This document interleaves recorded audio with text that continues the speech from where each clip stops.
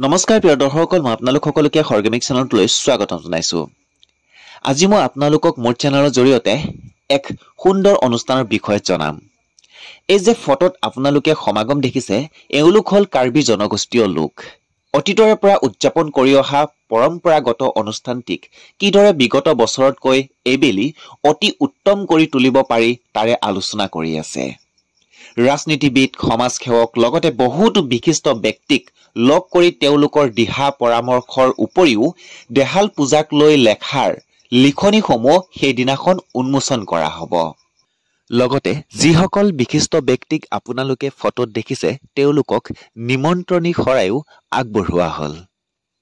ভগৱানৰ ওচৰত প্ৰাৰ্থনা কৰি গায়ন বায়নেৰে চেনিমুৰ গাঁৱৰ কাৰ্বি জনগোষ্ঠীয় লোকসকলে মিলি ৩৩তম কেন্দ্ৰীয় দেহাল কাৰ্চিডম উৎসৱ উদযাপন কৰিবলৈ উঠি পৰি লাগি আছে।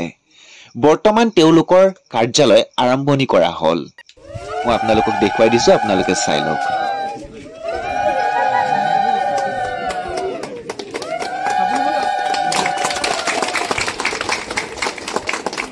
এওঁলোকৰ বিষয়ববীয়াসকলে কয় যে সেইদিনাখনৰ সাংস্কৃতিক অনুষ্ঠানো খুব সুন্দৰ হ'ব।